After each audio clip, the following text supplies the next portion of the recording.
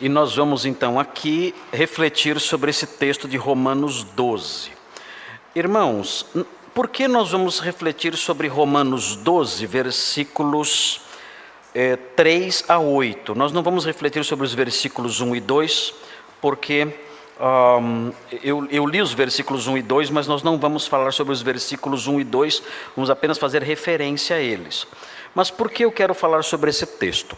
Quero falar sobre esse texto porque na semana passada, durante o sermão, eu fiquei bravo um pouco, né, e dei uma bronca em todo mundo e fiz um desabafo aqui na nossa igreja, e muitos irmãos olharam para isso tudo e disseram: o que se espera de nós? Então, me perdoem o desabafo, que eu fiquei muito emocionalmente muito alterado, né? Fiquei meio bravo, não sei se bravo, triste, não sei o que foi, mas eu pedi até para o pastor Thomas apagar da gravação. Falei: apaga isso aí que eu estou com vergonha, que eu fiquei chorei e fiquei triste e tudo mais. Apague da gravação. Você apagou, né? Já apagou, ok. Ele apagou, então quem viu, viu, quem não viu, não vê mais, né? Mas enfim, e eu acho que eu saí da igreja devendo algo. No seguinte sentido: o que acontece, por que o pastor ficou assim? Porque ele ficou tão inconformado e tão triste, tão bravo, e falou daquele jeito conosco. Então eu devo explicar para os irmãos o motivo disso. Eu acredito que a nossa igreja precisa aprender ou reaprender, talvez essa seja a palavra certa, talvez a nossa igreja precise reaprender o que é ser membro de uma igreja, o que é fazer parte de uma comunidade local, um grupo de pessoas que é definido no Novo Testamento como igreja local. O que é fazer parte disso? Como é o indivíduo, como se comporta, como age o indivíduo que compõe aquilo que o Novo Testamento chama de igreja? Como é essa pessoa? E o que nós, pastores desta igreja, o que nós, líderes desta igreja, esperamos desses indivíduos que compõem a igreja local? O que nós esperamos deles? E o que nos deixa tristes quando nós olhamos para a igreja e deixamos de ver? O que é? Então, olhando para esse texto de Romanos 12, eu quero resgatar essas coisas, a fim de que os irmãos entendam como deve ser um crente no seu relacionamento com essa realidade chamada igreja local. É necessário que nós façamos isso porque hoje, na classe de novos membros, eu falei sobre esse assunto com os irmãos lá. Nossa classe de novos membros é uma classe grande, tem lá 30 pessoas, às vezes 40 pessoas participando. É uma classe muito dinâmica, todos perguntam, participam e tudo mais. E nós falamos sobre os mais diversos assuntos. E comentando sobre essa bronca lá com os irmãos, na classe de novos membros hoje, perguntaram para mim: Pastor Marcos, qual é a razão disso? Qual é a razão desse perfil que o Senhor tem apresentado referente ao fato da igreja não se ajustar àquilo que se requer de uma igreja neotestamentária? E eu disse o seguinte: olha, o que acontece na realidade, essa é uma avaliação minha, avaliação do pastor Marcos. Eu não sei se ela corresponde exatamente à realidade, mas o que eu percebo é o seguinte: a nossa igreja tem servido nos últimos anos, pela bondade de Deus, pela graça de Deus, a nossa igreja tem servido como um refúgio para pessoas feridas e cansadas. Ela tem sido isso, ela se transformou nisso. Quase todas as pessoas que chegam aqui, quase 100% delas, chegam à nossa igreja dizendo: pastor, eu estava numa igreja onde heresias devastadoras estavam sendo ensinadas. E eu não podia mais suportar aquelas heresias. E eu tinha que achar um lugar onde eu recebesse um alimento autêntico. E pesquisando, achei algumas igrejas, e uma das igrejas que eu achei foi a Igreja Batista Redenção, era mais acessível para mim, e eu então vim para cá, cansado, perseguido. Eu fui perseguido na minha igreja, eu fui amaldiçoado na minha igreja, eu fui atacado em minha igreja, porque eu comecei a estudar a Bíblia e falei que as coisas que estavam sendo ensinadas naquela igreja não eram coisas corretas, e por causa dessa minha rejeição, eu ganhei inimizades, perseguições, ataques diretos ali contra mim, e eu não pude mais suportar. Eu estou chegando destruído, cansado, eu preciso de alimento, eu preciso de restauração. Outros chegam falando sobre práticas terríveis que vivenciaram em suas igrejas. Igrejas em que o pecado é tolerado, igrejas em que os jovens vivem como mundanos, mergulhados nas coisas mais horríveis, praticando coisas que só os incrédulos praticam, e erros, desvios de conduta da própria liderança envolvida com desonestidades, mentiras, imoralidades, fraudes, e chegam então aqui na igreja dizendo: pastor, olha, não dava mais para suportar isso. Eu tive que fugir desse ambiente, eu estava muito ferido, muito cansado, abatido em face dessas coisas. E nós temos visto, nós aqui da liderança da nossa igreja, os pastores, os diáconos, nós temos visto isso acontecendo, chegando pessoas nessas condições aqui na igreja, num número muito grande, continuamente chegando pessoas assim.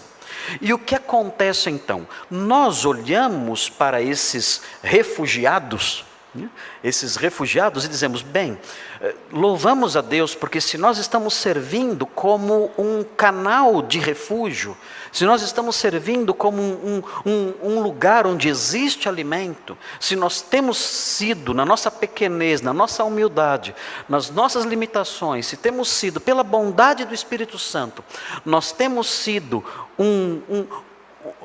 uma cestinha de pão, onde as pessoas com fome, com sede, podem se aproximar e comer e beber, louvado seja Deus por isso. Nós nunca pretendemos ser salvadores da pátria, nunca pretendemos ser a igreja ideal do mundo, nada disso. O Senhor conhece e sabe o nosso coração, sabe das nossas falhas, sabe dos nossos problemas, sabe dos nossos defeitos, sabe das coisas em que precisamos mudar. Mas se em meio a tudo isso, na sua bondade para conosco e para com esses irmãos, nós temos servido como um canalzinho de refúgio, um ponto em que as pessoas podem chegar e descansar seu coração, e descansar os seus pés, e comer um pouquinho do alimento da palavra de Deus e saírem alimentados, se temos servido para isso, louvado seja Deus por isso. Senhor, obrigado, é um grande privilégio para nós. Mas o que tem acontecido, a meu ver, esses irmãos, com o passar do tempo, se tornam membros da igreja. E eles chegaram aqui com que objetivo? De receber. De receber. E é bom isso. É bom isso. Eu vim receber e eu tenho que vir para receber.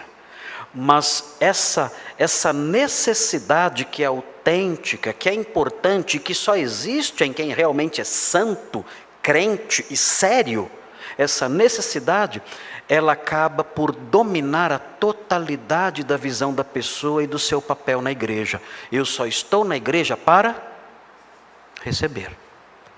Eu vim aqui para receber. Estou aqui para receber. É como alguém que chega num hospital. Eu cheguei ferido, e aqui a igreja é um hospital. Então, eu vou a um hospital, eu não faço curativo nenhum, eu recebo curativo. Eu chego no hospital, eu não consulto ninguém, eu é que recebo as orientações, o atendimento e o cuidado de alguém que realiza a consulta. Eu chego aqui, eu recebo remédio, eu não administro remédio a ninguém. Eu recebo e não dou. E essa mentalidade, pode ser que essa mentalidade tenha se perpetuado na igreja como um todo. Nós vamos à igreja, para quê?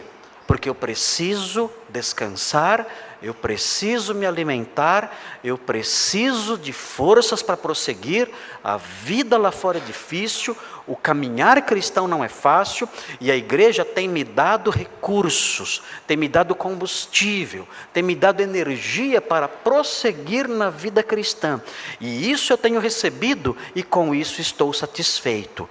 Como membro da igreja, eu estou contente, porque tenho recebido aquilo que é necessário para a minha jornada, para a minha caminhada cristã. Se acontecer dessas necessidades aumentarem um pouquinho, eu tenho 4 pastores que podem me atender. Eu posso entrar em contato com eles, eu tenho certeza que eles vão me atender. Eles virão na minha casa, eles vão me receber no seu gabinete, eles darão uma atenção especial para mim. Eu estou tranquilo, eu sei que estou sendo suprido, e se a necessidade aumentar um pouquinho mais, basta eu entrar em contato com esses pastores. São 4 pastores, e eu sei que prontamente eles vão encontrar um lugarzinho na sua agenda, e vão me atender, e vão estar comigo, e vão orar comigo, e eu serei abençoado por meio disso tudo. Tudo isso é maravilhoso, tudo isso é bom, nós louvamos a Deus por isso, estamos felizes com isso, e queremos que isso continue. Nós queremos que seja assim, que a leitura dos irmãos em relação ao seu envolvimento com a igreja seja essa. Mas nós não podemos permitir que ela fique só nisso. Nós temos que ampliar a nossa visão, para que a nossa visão chegue no que nós podemos entender como a totalidade do significado de ser membro de uma igreja. E é isso que eu quero mostrar para os irmãos nesse texto que eu li para vocês. Nesse texto que eu li para vocês, eu quero mostrar aos irmãos, aqui no finalzinho do versículo 2 do capítulo 12, os irmãos vão ver aqui uma referência à boa, agradável e perfeita vontade de Deus. Muitos irmãos já decoraram esse versículo. Nós temos que evitar nos conformar com este século, temos que nos transformar pela renovação da nossa mente, diz o texto, para que nós experimentemos qual seja a boa, agradável e perfeita vontade de Deus. Agora, notem bem, muitos irmãos não entendem o que significa a expressão vontade de Deus nesse texto. O que é a vontade de Deus nesse texto? Nós pensamos que a vontade de Deus nesse texto se relaciona com seus planos para mim. Nós entendemos assim, qual é a vontade de Deus para a minha vida? Qual é o seu plano para a minha vida? Então, como é que eu vou descobrir os planos de Deus para a minha vida? É simples, basta eu não me conformar com esse século, basta eu passar por uma metamorfose em minha mente, e se isso acontecer pela ação de Deus, eu vou descobrir quais são os planos de Deus para mim. Qual é a vontade de Deus para mim? Eu devo estudar este curso ou aquele? Eu devo trabalhar nesta empresa ou naquela? Eu devo morar nesta cidade ou naquela outra? Qual é a vontade de Deus para a minha vida? Eu só vou descobrir se eu cumprir essas coisas. Irmãos, essa é uma leitura equivocada. Vontade de Deus nesse texto não se refere aos seus planos para mim. Vontade de Deus nesse texto é o que Ele quer que eu faça. Isso é vontade de Deus nesse texto. Quando o texto fala experimenteis, o sentido dessa palavra experimentar é praticar, é vivenciar. Nós temos que transformar a nossa mente, temos que renovar a nossa mente, nós temos que evitar a conformidade ou a conformação com este século, e desse modo então vivenciarmos a boa, agradável e perfeita vontade de Deus. Eu tenho que conhecer não o plano de Deus para mim, não é isso. Isso não tem como eu saber. Isso é vivendo que eu vou descobrindo, pela orientação de Deus, o que Ele tem para mim. Na realidade, aqui o texto está dizendo o que eu devo fazer. Qual é a vontade de Deus em termos de meu comportamento? Qual é a vontade de Deus em termos do que Ele requer que eu faça? Isso é vontade de Deus nesse texto. Eu vou provar isso, eu vou realizar isso, eu vou vivenciar essa vontade se eu não me conformar com este mundo, se eu me transformar pela renovação da minha mente, se eu fizer isso, se eu apresentar o meu corpo como sacrifício vivo, santo e agradável para Ele, se eu fizer essas coisas, então eu terei uma sensibilidade maior em face daquilo que Deus quer que eu faça. E alguém pode perguntar, mas pastor, ok, descobrimos isso, mas o que o apóstolo Paulo estava pensando quando ele disse vontade de Deus? Na cabeça do apóstolo Paulo, quando ele escreveu esse texto, ele estava pensando que Deus queria que nós fizéssemos o quê? Qual é essa vontade de Deus que Ele quer que nós façamos e a que o apóstolo faz alusão no versículo 2? O que Deus quer que eu faça? Qual é essa vontade dEle em termos de procedimento que eu devo cumprir, que eu devo realizar? Se os irmãos olharem na sequência, os irmãos vão ver em todo o restante do capítulo qual é a vontade de Deus que Ele quer que eu realize. Em todo o restante do capítulo. Basta você ler os versículos 3 até o versículo 21 e passando, indo em frente, indo para o capítulo 13, 14, você vai descobrir o que Deus quer que eu faça. Qual é a boa, agradável e perfeita vontade de Deus que Ele quer que eu realize.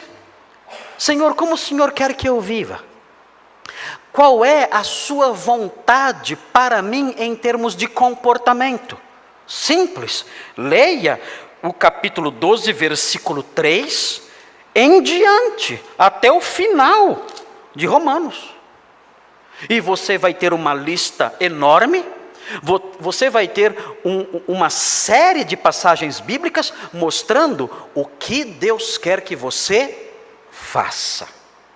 Muito bem.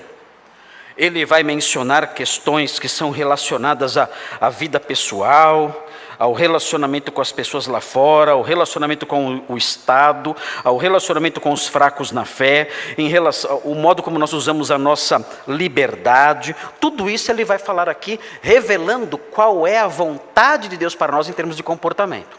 Então, o que eu quero fazer? Eu quero que os irmãos olhem para os versículos 3 a 8, porque nos versículos 3 a 8, o que nós temos é a vontade de Deus para nós, em relação à igreja em que nós estamos. Como Deus quer que você seja na igreja em que você está?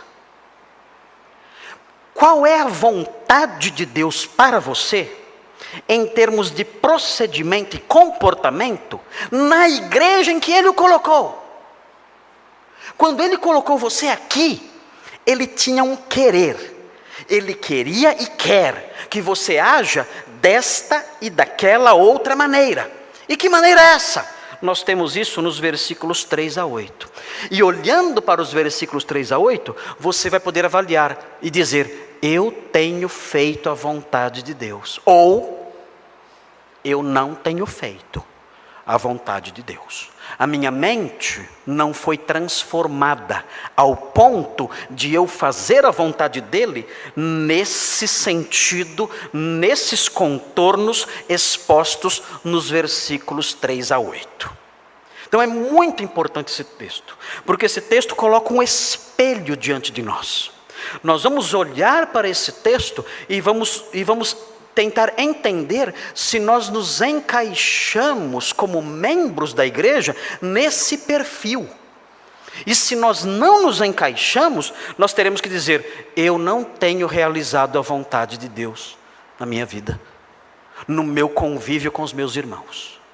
Eu não tenho realizado a vontade de Deus no que diz respeito ao que Ele quer de mim no convívio eclesiástico. E isso é muito sério, eu preciso mudar. Vamos ver então esse texto, os irmãos vão olhar comigo, não é um texto difícil, mas eu quero que os irmãos prestem muita atenção. Em primeiro lugar, versículo 3, a vontade de Deus, se vocês olharem o versículo 3 verão, que a vontade de Deus é que cada crente pense com moderação acerca de si. Prestem atenção no que eu falei. A vontade de Deus é que cada crente pense com moderação acerca de si. Vamos olhar o versículo 3. O versículo 3 é o versículo que serve de base para isso. O versículo 3 é o versículo que consubstancia essa verdade que eu disse agora. Deus quer que, no convívio com os irmãos, eu pense com moderação acerca de mim mesmo. Vamos ver o que diz o texto. Diz assim: porquê, veja esse porquê. Esse porquê é uma conexão com o que ele acabou de dizer. Ele acabou de dizer que nós temos que experimentar, nós temos que vivenciar a vontade de Deus para nós. Esse porquê que aparece aqui mostra a conexão com o que ele vai dizer agora e aquilo que ele disse anteriormente.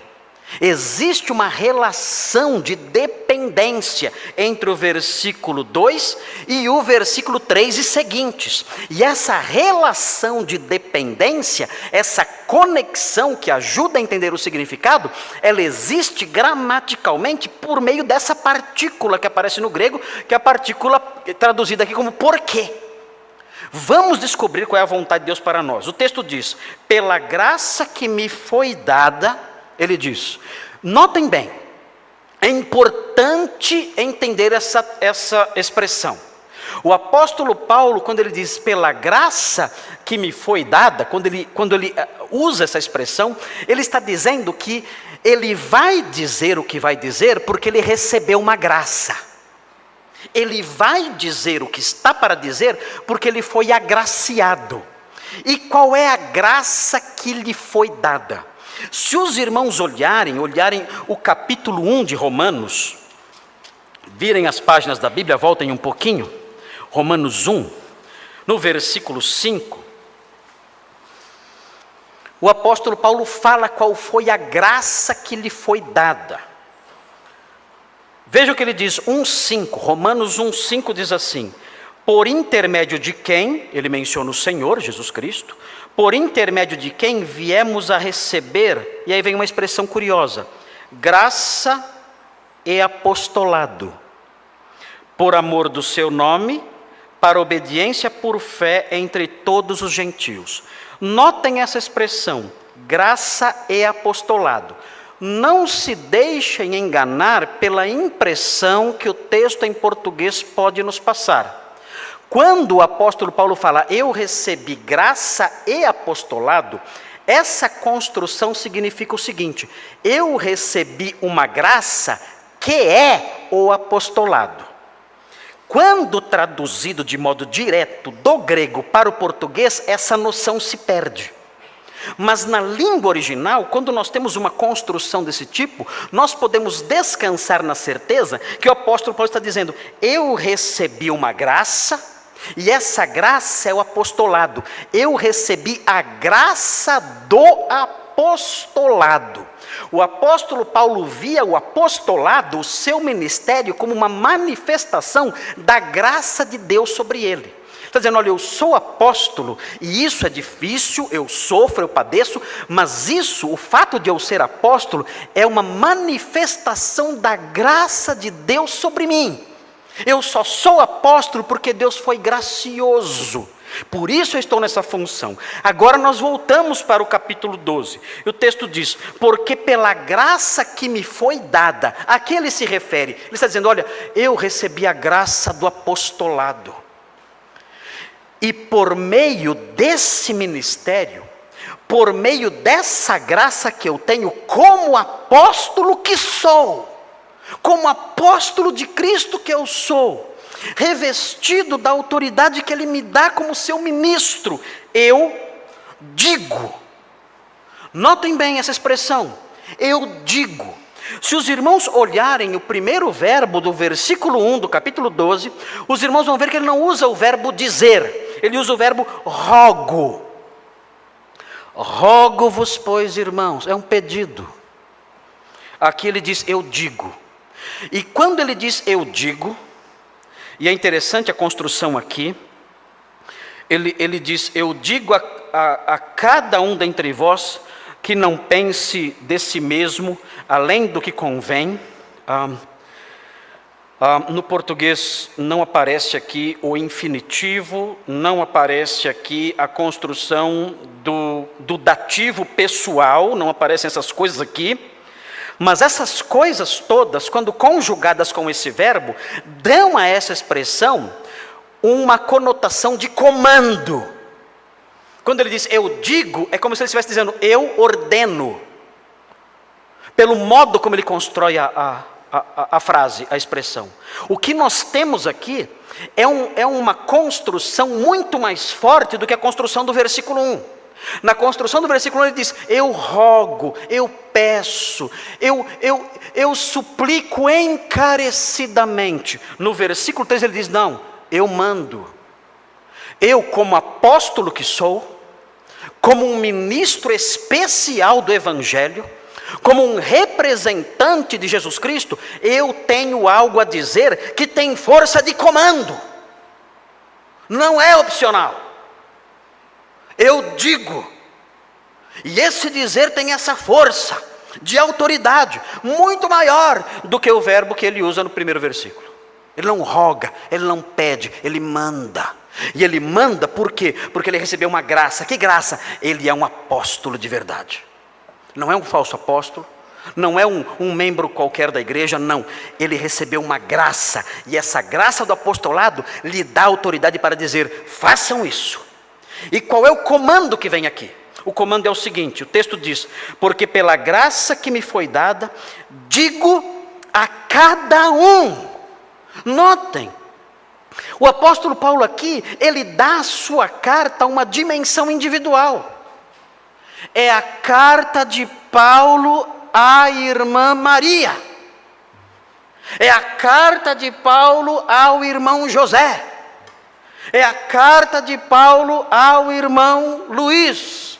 É a carta de Paulo à irmã Marlene, sei lá, enfim. Mas existe aqui, o que acontece aqui é a individualização da carta. Ele está escrevendo para você. Para você. Não é mais a carta à comunidade, aos romanos, aos irmãos em Roma. É você. Essa carta agora, ela se estreita. Ela tem um remetente específico. Esse remetente específico tem um rosto, tem um nome individual. E é você. É você. Não fuja. A carta assume essa dimensão particular. E notem, junte tudo isso com o que foi dito antes. É uma autoridade apostólica, dando uma ordem a você. Há um peso grande aqui. E os irmãos talvez digam, pastor, não continua a pregar porque agora deu medo. Eu fico com medo. Eu fico com medo. Porque o que ele vai dizer daqui para frente, coloca sobre nós responsabilidades particulares. Particulares. Eu tenho que olhar para essas coisas agora e tomá-las para mim. Não para a organização, para a instituição, para o corpo, não. é para mim. Tem um nome aqui, tem um rosto aqui, tem um RG aqui, tem um CPF aqui. Cada um dentre vós. E a ordem é, e aí vem, começam as ordens, começa a vontade de Deus que Ele quer que eu realize. E o que Ele diz? Ele diz o seguinte: não pense de si mesmo, cada um, além do que convém. Bem, na língua grega, froneo é pensar, froneo. Você ter um pensamento muito elevado de você é hiperfroneo. Hiperfroneo é você pensar de si muito alto. Você tem um pensamento elevado. É você ter uma autoestima bem alta. O mundo adora isso. O mundo adora o hiperfroneo. Pensar de si além do que convém. Aqui, na verdade, essa palavrinha, além do que convém, é a palavrinha dei, que significa é necessário ou deve. Ninguém pense de si mais do que deve. Ninguém pense de si mais do que deve. Por quê? Porque se alguém pensar acerca de si mais do que deve, se colocar, se enxergar numa posição acima do que deve, isso vai ter reflexos na comunidade. Nós não podemos olhar para nós como pessoas acima das demais, como pessoas que estão num nível superior em relação aos outros. A primeira ordem de Paulo é essa. Por quê? Porque ele vai mostrar na sequência como devemos viver juntos aqui. E se eu tiver um pensamento acerca de mim errado, se eu tiver um hiperfronel, se eu praticar esse verbo, hiperfronel, se eu praticar isso vai prejudicar os demais comandos. Eu não posso pensar de mim além daquilo que devo pensar. Em vez disso, ainda que o mundo diga, que você tem que se valorizar, que você tem até coaching hoje em dia, você tem que olhar para o espelho e dizer: você é um vencedor, você é a última bolacha do pacote, você, o que seria do mundo sem você? Tem tudo isso aí hoje em dia, essas bobagens, tolices absurdas, absolutamente anticristãs. Ainda que o mundo diga isso, e clame isso, e grite isso o templo da nossa cabeça, o apóstolo Paulo dá outro comando. Ele diz: não faça isso. Não pratique o verbo hiperfronel. Não se ache, como dizem os jovens. Não tenha um conceito de si acima do que você deve. Não faça isso. Ele corrige e diz: antes, pense com moderação. É outro tipo de verbo, é o sinfronel. Sinfronel. Sinfronel. Pense com equilíbrio acerca de você. Então eu não posso pensar lá no alto, eu tenho que me rebaixar lá embaixo, e me rastejar como um verme, dizendo: eu sou um verme, eu sou um verme. Não é isso também. Não é isso. O que a Bíblia ensina é que eu devo pensar acerca de mim mesmo com moderação, com equilíbrio, na medida da verdade. Qual é a medida? O texto diz: segundo a medida da fé que Deus repartiu a cada um. Notem bem, é importante entender essa expressão. O que é pensar segundo a medida da fé? Aqui, a medida da fé não é quantidade de fé. Às vezes nós lemos o texto bíblico na forma que ele foi traduzido e temos algumas noções erradas. Eu tenho que pensar de acordo com a quantidade de fé que eu tenho. Se eu tenho uma fé grande, eu penso grande. Se eu tenho uma fé pequena, eu penso pequena. Não é nada disso. Quando o texto diz pense segundo a medida da fé, ele quer que a fé seja uma medida, uma régua. Uma régua. Não é quantidade, é um instrumento de medir. É isso. A fé tem que ser um instrumento de medir. O que eu vou pensar sobre mim? Bem, o que a minha fé, o que a fé revelada fala sobre mim? O que a revelação de Deus, que eu chamo de a minha fé, o que essa fé objetiva, o que esse conjunto de verdades que é a minha fé diz sobre mim? Se eu me interpretar, se eu me avaliar, se eu pensar acerca de mim usando a régua da verdade revelada, eu pensarei sobre mim com moderação. Eu não posso pensar acima da verdade, hiperfronel, eu sou o cara. Não tenho que pensar lá embaixo, eu sou um lixo, mas eu tenho que pensar com moderação. E o que é que me dá moderação? O que me dá moderação é a fé que foi revelada. A fé revelada é uma régua, e essa régua mostra exatamente a medida de quem eu sou. Quem eu sou então? Para eu pensar direito. Se eu quero ter um conceito certo acerca de mim, eu tenho que olhar para a palavra de Deus. E olhando para a palavra de Deus, pegar essa reguinha que é a palavra de Deus, que é a minha fé, que é o conjunto de verdades em que eu creio, e dizer, olha, de acordo com a fé que me foi revelada, eu sou isto, isto e isto. Isso é pensar com moderação. Eu não preciso fazer curso de autoajuda,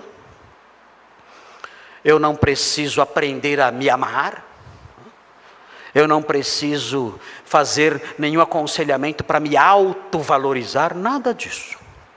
Basta eu ter a régua chamada fé revelada, e olhar para essa fé revelada e medir quem eu sou.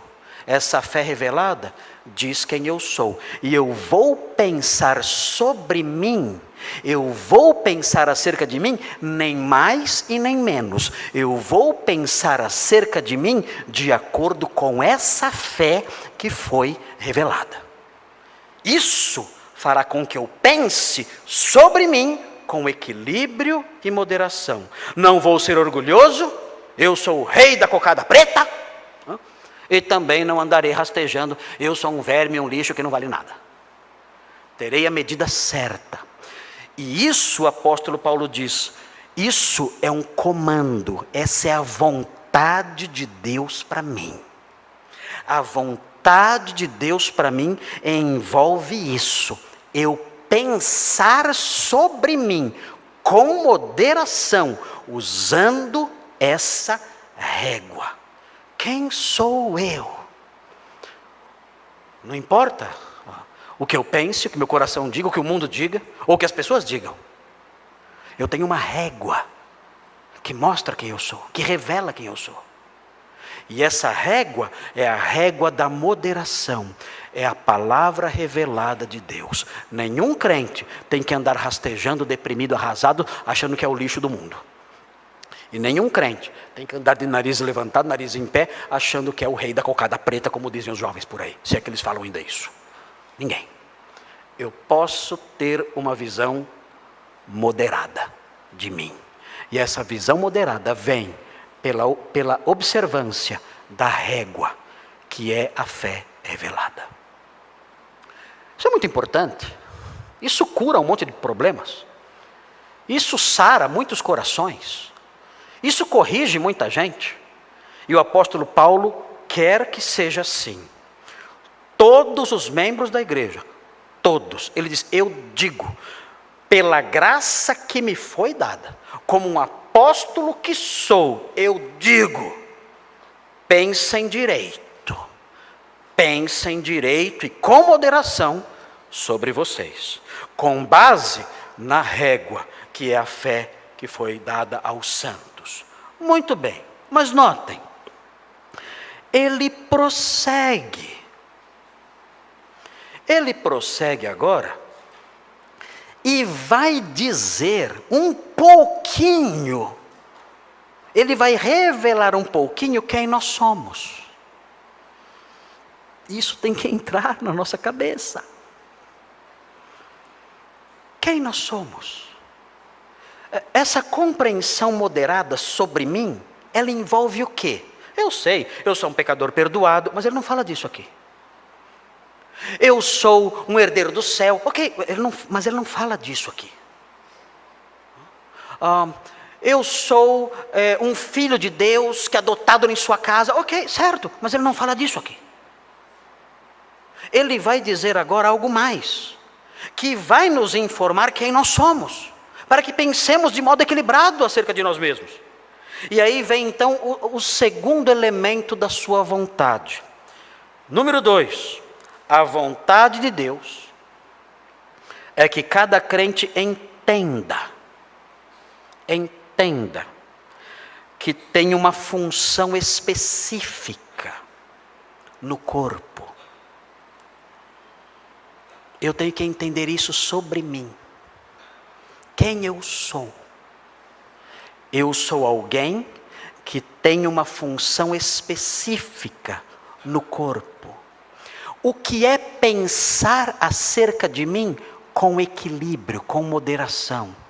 Há vários pensamentos sobre mim que envolvem equilíbrio e moderação na palavra de Deus. Mas aqui nesse texto, o que eu tenho que pensar sobre mim e que envolve equilíbrio e moderação é o pensamento de que eu sou uma parte de um corpo e eu tenho uma função nele. Eu tenho que aprender isso. Não é opcional. O apóstolo Paulo ordena.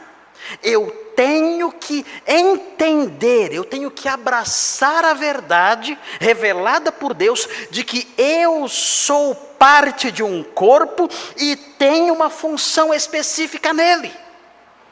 E notem, o texto continua sendo direcionado para o indivíduo, é você. Qual é a vontade de Deus para a minha vida? A vontade de Deus para a sua vida é que você tenha um pensamento equilibrado acerca de você. E qual é esse pensamento? Olha, a vontade de Deus é que você saiba, que você tenha noção, que você pense, tenha consciência de que você é parte de um corpo e tem uma função específica nesse corpo.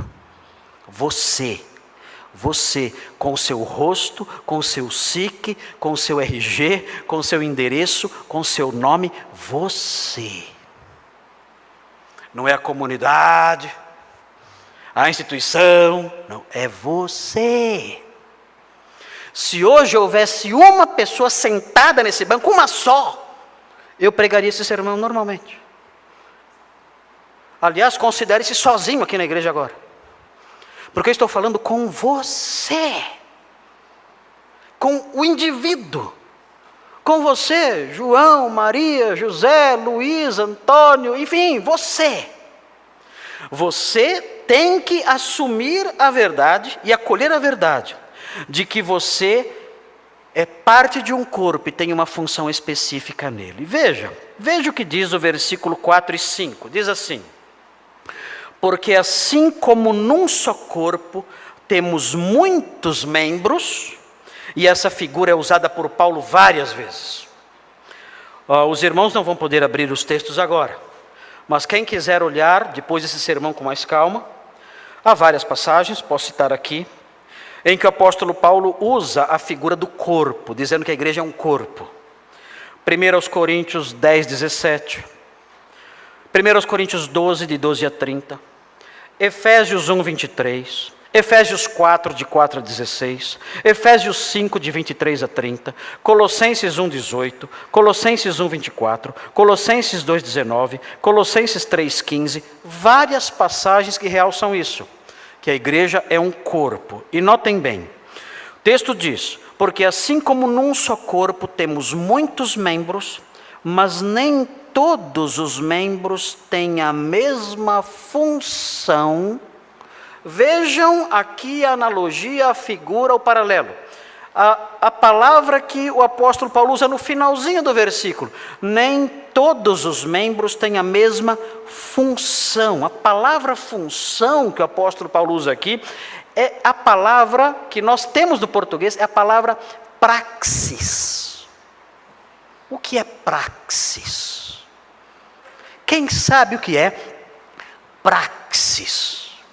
Quando eu era jovem, no seminário, eu estudei onde o Nicolas estudou, nós tínhamos uma matéria chamada praxis pastoral. O que é praxis pastoral?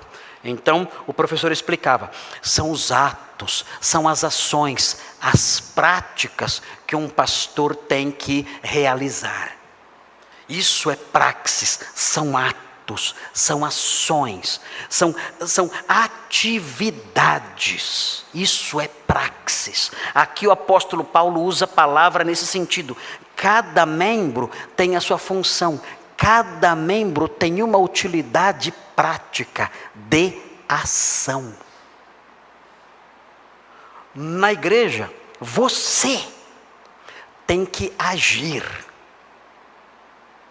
Você tem que agir na igreja. Você não pode só chegar na igreja, sentar na igreja, ter ali o seu tempo de adoração e de aprendizado e está resolvido. Não. Ainda que isso seja agir, ainda que isso seja importantíssimo, crucial e necessário, a Bíblia manda fazer isso, isso não esgota a responsabilidade individual dos membros. Cada membro tem uma ação a realizar. Cada crente tem uma prática uma responsabilidade prática de que se desincumbir. Todos aqui. Não é um ou outro. Não é 10% só dos membros. Todos. Nós temos 187 membros nesta igreja. Todos têm uma função, uma praxis para realizar. E nós ficamos tristes, como eu fiquei a semana passada, e nós pastores e líderes ficamos indignados, quando vemos membros que não realizam ato nenhum. Nada. Nada. Braços mortos. Braços mortos, soltos. Não tem força para segurar algo, para nada, nada. Eu conheci um moço assim, que teve um acidente de moto, perdeu o movimento do braço. Ele vivia com o braço solto, então ele pegava com o braço direito com a mão esquerda, e enfiava o braço direito no bolso, e ficava assim. Eu me lembro dele jogando aquele pebolim, né? Primeira vez que eu vi, falei, nossa, que exibido, né? Jogando com a mão só e a outra mão no bolso. Não, isso se chama juízo temerário, né? Juízo temerário. Que exibido ali, né? Uma mão só e a outra mão no bolso, como se o outro oponente não fosse nada, né? E danado jogava bem com uma mão só, né? Então, conhecendo melhor e sendo amigo dele, ele era seminarista, conhecendo melhor, sendo amigo dele, ele falou para mim, não, esse braço não tem movimento nenhum, nada, ele é solto. Para eu movimentá-lo, eu tenho que pegá-lo e colocá-lo onde eu quero que ele fique. Se eu quero que ele fique em cima da mesa, eu pego e coloco ele em cima da mesa. Se eu quero ele no bolso, eu enfio a mão no bolso, usando a outra mão. E assim é que eu faço. Ele não se movimenta. E eu ia perguntar, por que você não tira ele? Eu não perguntei, não chegava a isso. Mas ele disse assim para mim, olha, e o pior é que ele dói o tempo todo. Ele dói sem parar. Ele não serve para nada. Ele só causa dor, só. Parece que essas coisas estão associadas numa igreja. O membro que morto, inerte, inútil, ele só causa preocupação. Só dor, só frustração, só tristeza. Tristeza, só isso. Era assim o braço do meu amigo. E a impressão que nós temos às vezes, queridos, e dizemos isso debaixo do temor do Senhor, porque os irmãos não são meus. Eu tenho que tomar cuidado com as coisas que eu digo. Porque os irmãos são comprados. Os irmãos não são meus. Eu não posso feri-los. Eu não posso entristecê-los. Eu não posso magoá-los. Eu não posso ser severo demais com vocês. Eu não posso machucá-los. Porque vocês não são meus. Vocês foram comprados por um preço altíssimo pelo próprio Senhor. Vocês são um povo amado, querido e precioso do Senhor. Para falar com vocês, eu tenho que colocar guardas na minha boca. Tenho que ser muito cuidadoso. Eu não posso feri-los, maltratá-los, ofendê-los. Não posso judiar de vocês, criar tristezas no coração de vocês. Não posso fazer isso. O que eu digo então com temor e tremor é que alguns irmãos não estão cientes ainda de que a vontade de Deus para vocês é que vocês realizem como membros da igreja práticas, atos, funções aqui. Muitos não estão cientes disso e não estão praticando a vontade de Deus em nosso meio. Vejam o versículo 5. Assim também nós, conquanto muitos, prestem atenção no que vem agora. Somos muitos, mas somos um só corpo. E note bem, a figura aqui é um pouquinho diferente. Ele não fala, nós somos um só corpo de Cristo. A igreja é o corpo de Cristo, ela é. Mas aqui nesse texto, a figura é um pouquinho diferente. Aqui Paulo não fala que nós somos o corpo de Cristo. Ele fala que nós somos um só corpo em Cristo. É diferente um pouquinho a linguagem. Nós somos o corpo de Cristo, sabemos, mas não aqui. Não nesse texto. Nesse texto não somos chamados de o corpo de Cristo. Nesse texto nós somos chamados de um só corpo em Cristo. E o que significa isso? Isso significa que nós estamos unidos, nós temos uma conexão uns com os outros por causa de Cristo. Nós somos um só corpo porque Cristo nos uniu. Nós somos um só corpo porque Cristo nos conectou. Por meio de Cristo nós estamos conectados. Por meio de Jesus, nós estamos conectados uns aos outros. E vejam o que diz a sequência, observem com atenção. Nós somos um só corpo em Cristo e membros. Membros do quê? Do corpo. É o que está aí? O que está aí? Aí não está dizendo que nós somos membros do corpo. Aqui está dizendo que nós somos membros, o quê? Uns dos outros. Irmãos, isso aqui complicou. Por quê? Porque essa expressão, nós somos membros uns dos outros, significa que você tem uma responsabilidade e está conectado numa relação de interdependência com o irmão que está sentado do seu lado. Com o irmão que está sentado à sua frente, atrás de você. Você está conectado a esse irmão, por causa de Cristo, numa relação de interdependência e responsabilidade.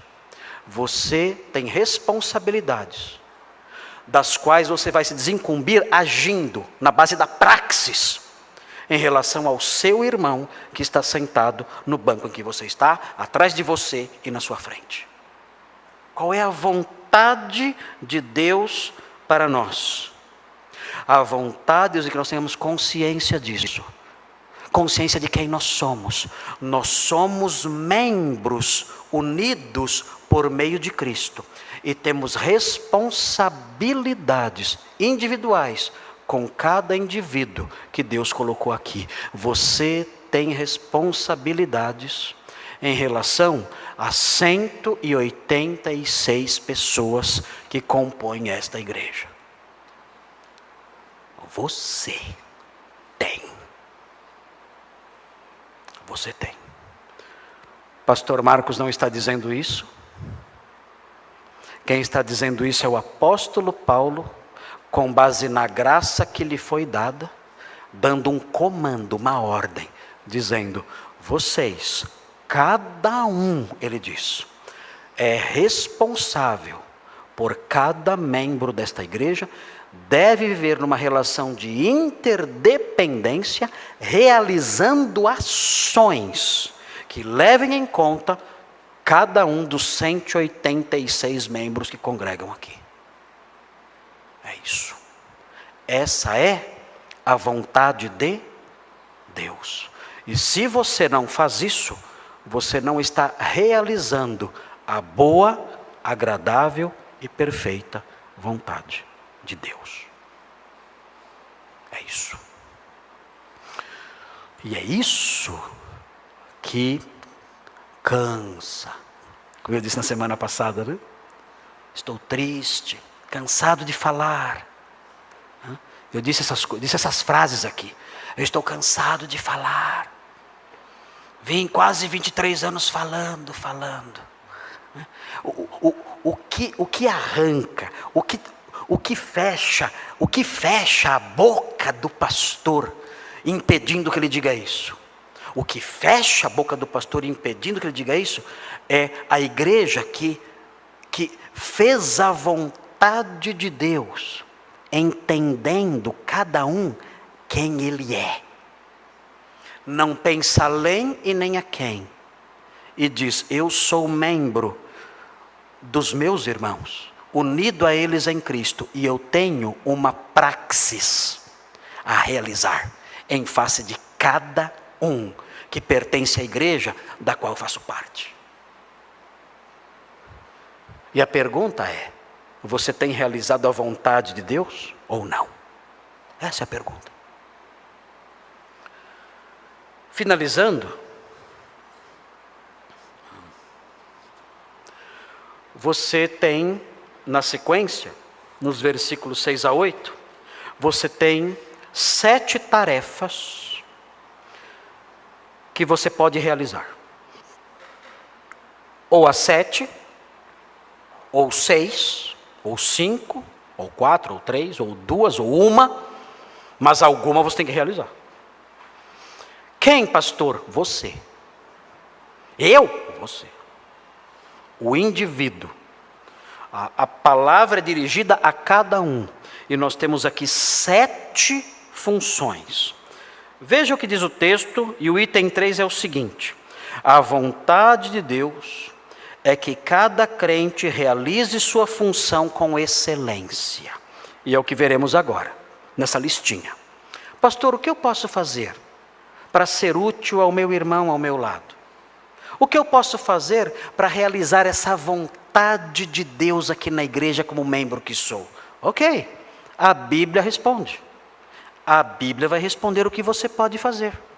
Você não vai fazer se você não quiser. Se você quiser, você vai fazer. Veja o que o texto diz. O texto vai mostrar a vontade de Deus, dizendo que é que cada crente realize sua função com excelência. Que funções podemos realizar? Diz o versículo 6. Tendo, porém, diferentes dons, não somos iguaizinhos, não somos máquinas, robôs, nada disso, somos diferentes uns dos outros, temos diferentes dons ou diferentes habilidades, segundo a graça que nos foi dada. Aqui o texto diz que a graça nos foi dada, nós temos. Não é uma questão de eu avaliar se eu tenho ou não, que eu tenho essas habilidades, uma delas, ou 2 ou 3, que eu tenho, isso eu tenho. Se eu sou crente, eu tenho. Eu só tenho agora que descobrir qual é, ou quais são. Mas a graça concedeu isso a cada crente, por amor da igreja. E você tem que olhar agora a lista e descobrir o que foi que Deus lhe deu. E começar a colocar as mãos na massa. O texto diz: se profecia, seja segundo a proporção da fé. Eu tenho esse dom, sou profeta, eu sonho o que vai acontecer. Não é isso. Não é isso.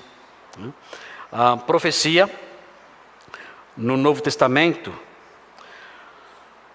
quando nós olhamos para Efésios 2:20, quando olhamos para Efésios 3, de 1 a 6, nós aprendemos que a profecia envolvia o tempo do Novo Testamento, a profecia envolvia trazer revelação doutrinária inédita para a igreja. Os profetas faziam isso. Eles traziam revelação doutrinária inédita que servia de base para a igreja funcionar e ensinar. Eles traziam doutrinas novas. Os irmãos veem isso claramente em Efésios 3, de 1 a 6. Paulo fala, olha, o que foi oculto de outras gerações, foi agora revelado aos apóstolos e profetas. Doutrinas novas, verdades jamais ensinadas aos homens do passado.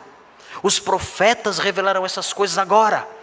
Então, nós temos esse sentido de profecia no Novo Testamento, mas nós sabemos que isso acabou.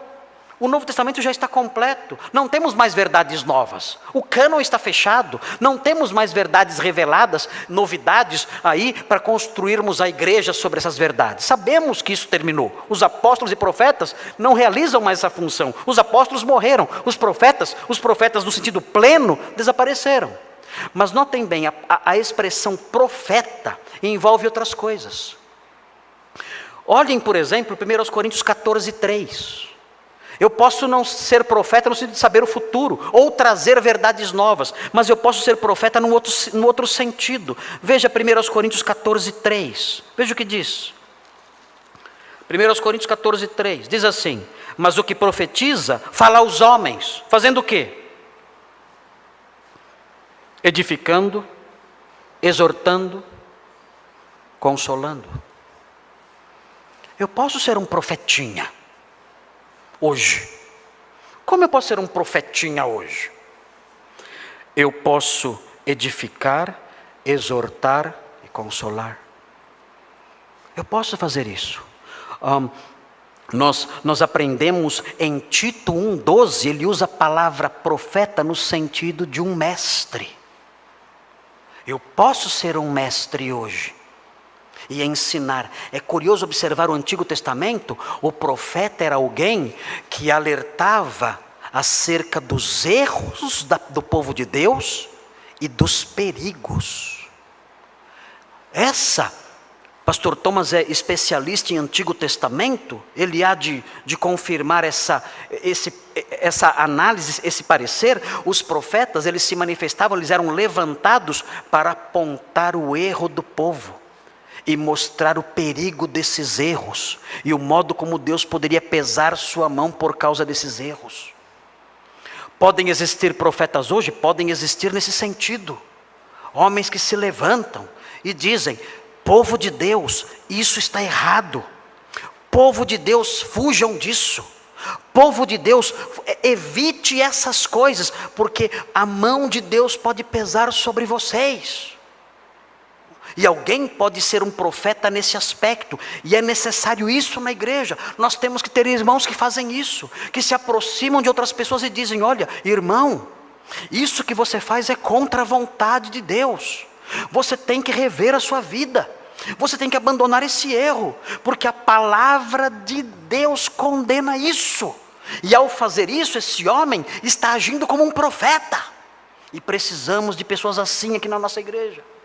Há profetas aqui? Certamente há, que podem exercer essa função. O texto diz mais, o texto vai além. O texto diz, se ministério, o texto diz, segundo a proporção da fé, significa que a profecia tem que estar em harmonia com a revelação dada. Isso significa segundo a proporção da fé. Se alguém vai profetizar, que profetize de acordo com a revelação já dada. É chamado de analogia da fé. A proporção da fé. Não é que ele tem que profetizar de acordo com o tamanho da fé que ele tem. Não é isso. Proporção da fé não é o tamanho da fé que ele tem. Proporção da fé é no texto a analogia da fé. Ele tem que comparar o que ele fala com a fé revelada. E tem que falar de acordo com a comparação que ele fez com a fé revelada. É assim que tem que ser o profeta. Na sequência, se ministério. Ministério aqui é diaconia. Ministério é diaconia. São serviços simples. Diaconia, a rigor, significa servir às mesas. Nós precisamos de pessoas aqui na igreja que realizem serviços assim, serviços simples, de passar pano no chão depois do cadete, de arrumar cadeiras lá embaixo, de instalar os microfones, de carregar os bancos, de fazer o almoço, de preparar o café, de ajudar a carregar coisas. Esses serviços todos são chamados de diaconia. É o serviço simples, é a atividade simples que envolve esses trabalhos todos que são tão fundamentais numa igreja. Nós precisamos de pessoas que tenham esse dom. Nós não podemos colocar tudo nas costas do Renato, como se só ele fosse o único que tem o dom de diaconia. Temos outras pessoas com o dom de diaconia, e essas pessoas têm que fazer essas coisas. O texto diz, se ministério, se diaconia, dediquemo-nos a isso. Se você tem essas habilidades, se Deus lhe concedeu isso, a facilidade de realizar esses serviços, faça isso com dedicação, saia do seu marasmo, saia da sua inatividade, arregace as suas mangas e dedique-se à diaconia.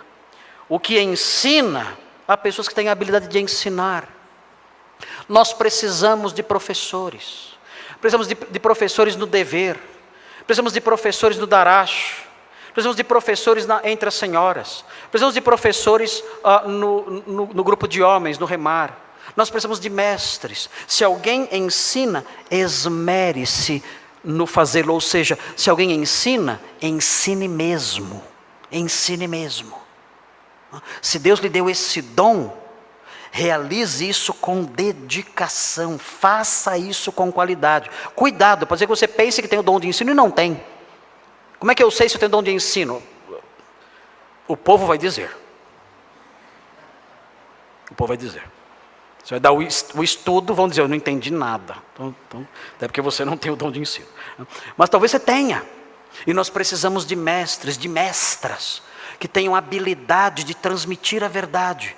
E devem fazer isso com dedicação, se preparar, estudar e transmitir de fato a verdade às pessoas. Precisamos de mestres na igreja. O que exorta, quem é o que exorta? É a pessoa que estimula, que dá ânimo. Esse é o que exorta, é aquele que estimula, que dá ânimo. O que exortam, faça-o com dedicação, empenhe-se nisso. Há muitos irmãos desanimados, precisando de estímulo. Aproxime-se desses irmãos, conheça esses irmãos e dedique-se à exortação, ao trabalho de estimulá-los. O que contribui, aqui é contribuição material. É um dom que Deus dá a algumas pessoas, uma disposição de contribuir com recursos materiais. O que contribui, faça isso com liberalidade. Pastor, olha, minha função na igreja é essa, o meu trabalho, o dom que Deus me deu é esse. Eu tenho prazer em contribuir, em ajudar com dádivas materiais a igreja e os irmãos. Eu percebo que alguém está passando por necessidades, eu gosto de dar algo para essa pessoa. Contribuir com coisas materiais para aliviar a necessidade da igreja ou de um irmão em particular. É o dom de contribuição. Há pessoas aqui que têm esse dom, devem fazer isso com liberalidade. O que preside, o que lidera, há pessoas que têm esse dom na igreja, de serem líderes, de estarem à frente das coisas. Façam isso com zelo, com dedicação, com trabalho. Liderem com dedicação, com empenho. E por último, quem exerce misericórdia, aqui abrange mais do que dar dinheiro, aqui envolve ajudar as pessoas de outras formas, não só materialmente, mas de outras formas. Temos pessoas aqui que eventualmente pegam alguém que não pode vir à igreja, passam de carro, trazem a pessoa, levam de volta, suprem uma necessidade de alguém que não pode se locomover. É o dom de misericórdia. O texto diz, faça isso com alegria. A palavra alegria é a palavra de onde vem o nosso termo hilariante. O que é hilariante? Algo que faz rir. O texto diz, exerça a misericórdia sorrindo. Exerça a misericórdia com um sorriso no seu rosto. Então nós temos aqui 7 atividades. Qual é a vontade de Deus para mim? Boa, agradável e perfeita. A vontade de Deus para mim é que eu olhe para essas 7 funções e diga, a minha função na igreja é esta e esta. eu não penso de mim nem além, nem aquém do que convém. O que eu sei acerca de mim é que eu pertenço a um corpo unido em Cristo. Sou membro de um grupo de 187 pessoas. E o meu dever agora é pegar essas funções que eu sei que o Senhor me capacitou para exercer e colocá-las em prática em relação aos outros 186 membros desta igreja. Essa é a vontade de Deus para mim. E vem a pergunta: você tem realizado a vontade de Deus ou não? Veja a lista. Veja os 7 itens. Qual deles você tem realizado? Nenhum, pastor. Nenhum? Ok? Você não está cumprindo a boa, agradável e perfeita vontade de Deus. Ah, pastor, eu venho na igreja, é porque eu venho na igreja uma vez por mês. Ok, eu sei. Continua o mesmo problema. Você não está realizando a boa, agradável e perfeita vontade de Deus. Eu sei. É isso. E é isso que faz com que os pastores às vezes se cansem.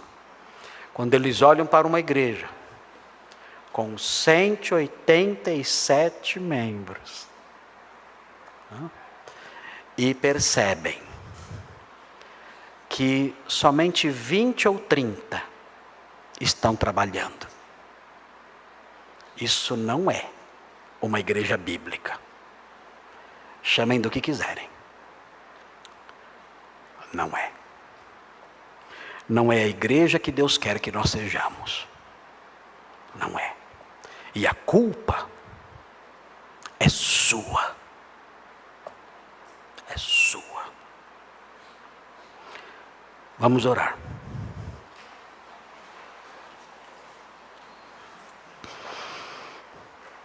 Senhor Deus, perdoa-nos, Senhor. Perdoa-nos. Nós não precisamos de cargos, nós não precisamos de reconhecimento oficial,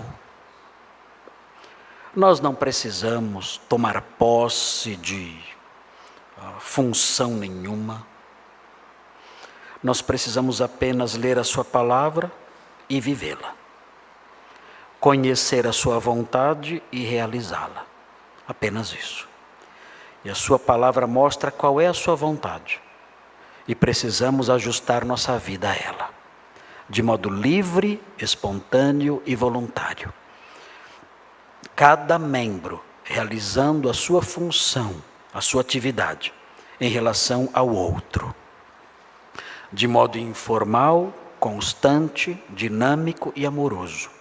E mostrando com isso que sabe muito bem quem é. Que não pensa além e nem aquém do que convém acerca de si mesmo, mas que pensa acerca de si com base no que a sua palavra diz. E sabe acerca de si que é membro de um corpo e tem uma função e deve realizá-la com alegria, com excelência e com disposição. Concede em primeiro lugar arrependimento a cada crente aqui. E concede a cada um essa disposição para que se envolvam nesses 7 trabalhos na medida que o Senhor conceder a cada um. Mas que haja em nossa igreja uma mudança de pensamento, uma mudança de ação, para que seja uma igreja realmente bíblica, conforme o Senhor quer que ela seja. Pedimos essas bênçãos, louvamos o seu nome por esse texto e suplicamos que o Senhor o aplique em nossas vidas. Em nome de Jesus, amém.